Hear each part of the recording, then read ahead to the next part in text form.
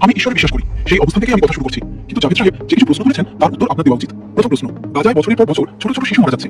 যদি ঈশ্বর দয়ালু হন আর আমরা মানি যে আল্লাহ তাআলা সর্বশক্তিমান, তাহলে সেই শিশুরা কেন মারা যাচ্ছে? দ্বিতীয় প্রশ্ন, আপনি যে কন্টিনেন্সের কথা বলেন, তাহলে সব মুসলিম দেশ একসঙ্গে হয়েও কেন গাজার শিশুদের বাঁচাতে পারছে না? যদি আল্লাহ সবকিছুর উপর ক্ষমতা রাখেন, তাহলে তারা কেন এই শিশুদের রক্ষা করতে পারছে না?